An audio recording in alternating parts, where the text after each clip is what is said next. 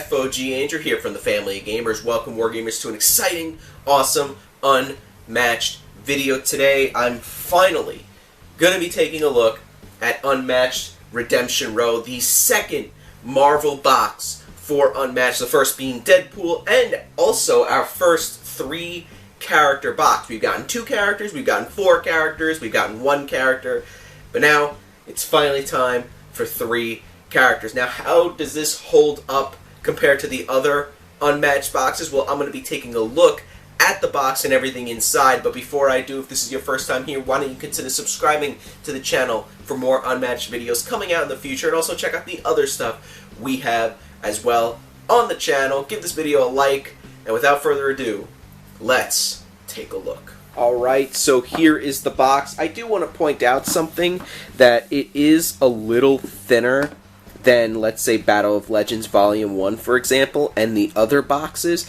I just thought that the box was a little interesting, how it was like that. But let us actually open the box and check out what is inside. Of course, you get your rule book with the new rules for free-for-alls, and also the special rules specifically for this set, which we will get into. Now, the board is interesting. This is the Raft, which is pretty cool. Now, if you notice, there's these little symbols here. Oh, and I should probably mention, the other side is lame. It is just the same board, but with the zones on the outside circles instead of filling in the circles. I don't prefer to play that way. I like playing this on this board better, but that's just my opinion.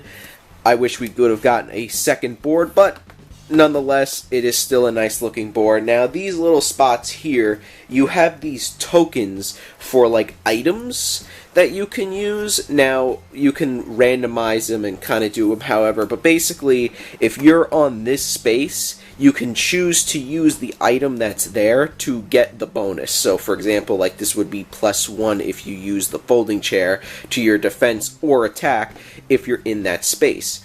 There are also 3 schemes that you can use. For example, there is the electrified floor, deal 1 damage to each fighter in your zone. There is the security camera, which is look at an opponent's hand, draw 1 card.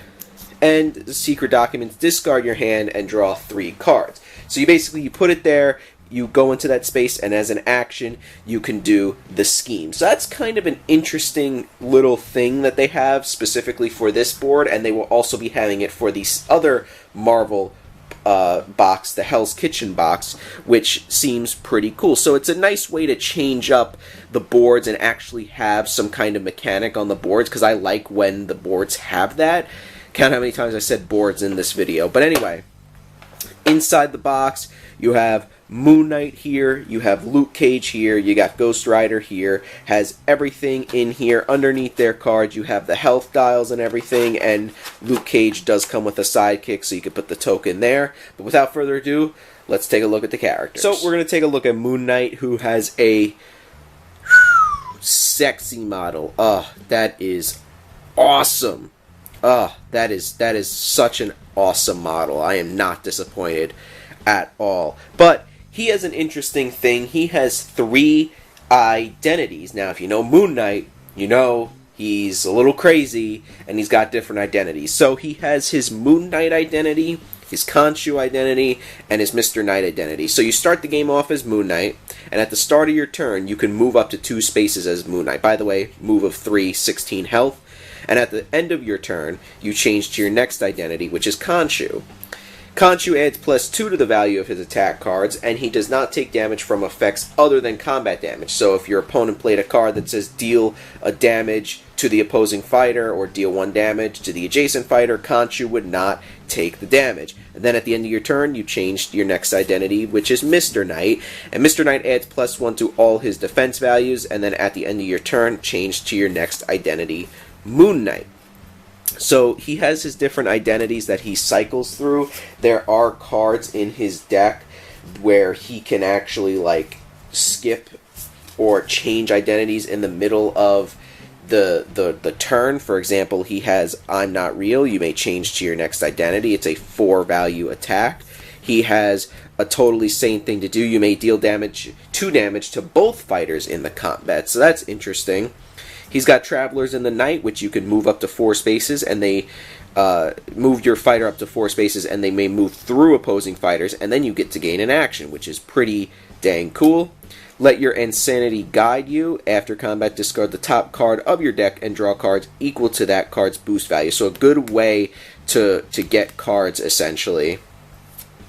Fist of Khonshu, if you won the combat, move the opposing fighter up to 4 spaces, which is pretty good. And Madness will keep you alive. Recover 2 health, and if you started your turn in a different space, you get to gain an action.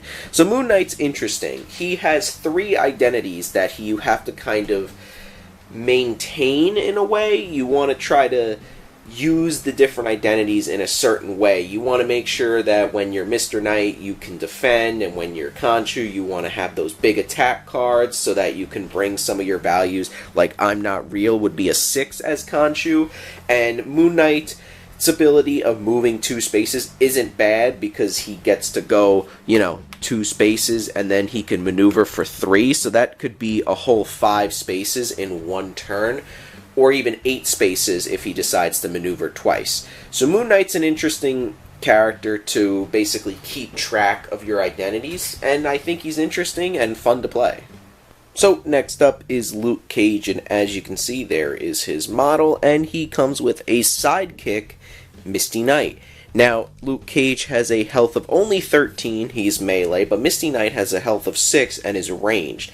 Now, he has a move of 2, and his special ability is that he takes 2 less combat damage from attacks, and when defending, Luke Cage wins combat if he takes no damage, even if he didn't play a card. So if your opponent attacks you, you don't even have to play a card, and you'll get an automatic, basically, 2 defense. Now, Luke Cage does have some interesting cards in his deck. He's got some heavy attacks, which we'll take a look at. He's got Where's My Money, which is a scheme. Place Luke Cage adjacent to the nearest opposing fighter. Gain 1 action. So if you play this at the beginning of the game, if you're doing a 1v1, you could basically just go, boom, gain an action. That is pretty crazy. He's got Power Man, a 2 defense, but remember, this essentially becomes a 4.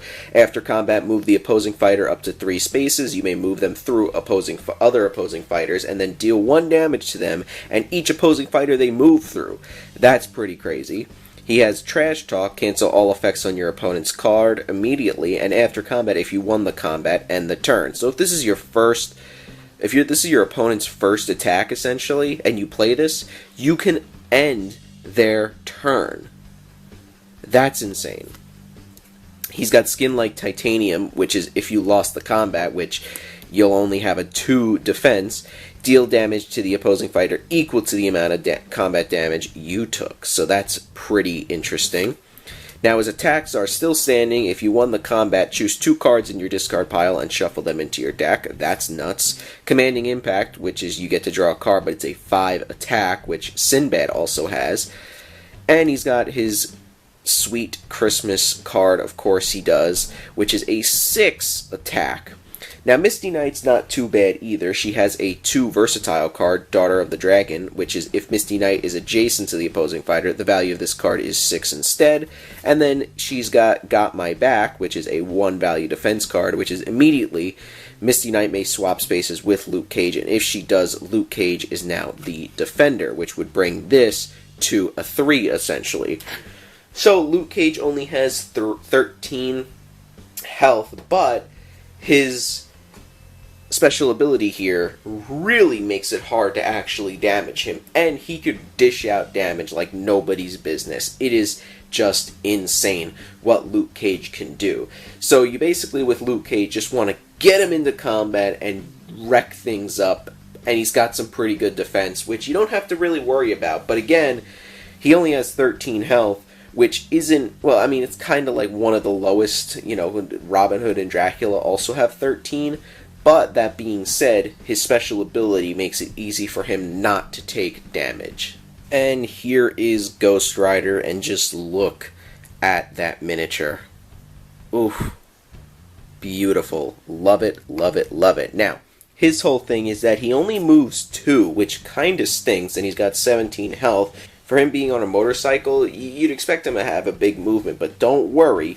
His special ability is that he starts the game off with 5 Hellfire, and he may flip one of these over to basically spend 1 Hellfire to move 4 spaces, and for each opposing fighter he moves through, they deal 1 damage. So, you basically create your maneuver from a 2 to a 4. So instead of moving 2, you get to go 1, 2, 3, and 4, which is pretty nuts. Now, he does have some insane cards, and I'm going to quickly go through them. He's got the Wicked Will Burn. If Ghost Rider started this turn in a different space, gain 2 Hellfire. His iconic Penance there, you add the boost value of the opposing fighter's card to this card's value, and you may spend 2 Hellfire to do it a second time. You may spend 1 Hellfire to draw 2 cards with a 5 value attack. Control a Demon. This card's value is +1 for each Hellfire you have, and you don't have to spend Hellfire for this effect. So if you have 5 Hellfire, guess what? This is a 5 defense, which is nuts. Blaze of Glory. Spend any amount of Hellfire. You deal that much damage to each fighter in Ghost Rider's zone, including Ghost Rider.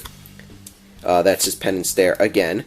I brought the devil with me. You may spend 2 Hellfire to gain 1 action, which is great, of course. I finally escaped hell. You may spend 1 Hellfire to move Ghost Rider up to 2 spaces.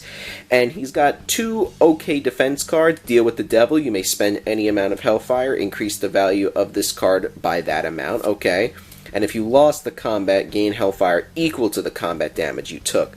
Now, he's got a lot of crazy things that spend Hellfire, and he's got a few ways to get it back, but he can do Hell Rides with me, which is move Ghost Rider and up to 1 adjacent fighter up to 4 spaces, gain 2 Hellfire, and gain an action. Wow, that's nuts.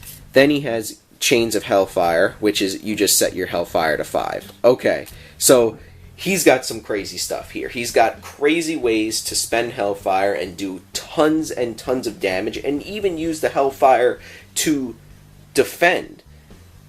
But not just his cards are just insane here. I don't know what else to say. You can move 4 spaces, gain 2 Hellfire, and gain an action, or just set your Hellfire to 5. What? Ghost Rider is insane. He might be my favorite character in the box just for how insane he is with his Hellfire, and I love these Hellfire tokens. Like just look at them. Like, they're insane. Yeah, Ghost Rider's crazy. So, that's Unmatched Redemption Row. Now, I really like this box. I do. I really like all the characters. They all play differently, of course, and they all play very, very, very well. But my only thing is that this Marvel license is a lot, okay? You're paying $50 for only 3 characters? Compared to, like, the Buffy box, you're getting 4 characters for $50. And I know, you know, the Buffy license probably isn't as much as the Marvel license, but, you know, you look at the other boxes and you get 4 characters for $40, you know, Battle of Legends Volume 1 and 2, Cobble and Fog. I just think that 3 characters for $50 is, like, a little overpriced, but I do like the board and the items on the board, and I think all the characters are very good in Unmatched. So, let me know what you think down in the comments below. Do you think it's overpriced? Do you think it should be priced at $50? Or what do you think? I'm interested to see what you guys think in the comments below. But overall, it's a solid box. Definitely a solid Unmatched box. But that's it, guys. Hope you guys enjoyed. Check out this video right here because that is what the algorithm says to check out. And also, give this video a like, subscribe to the channel to check out the other videos that we have, and also the Patreon right above my head there. Guys, see you in the next one.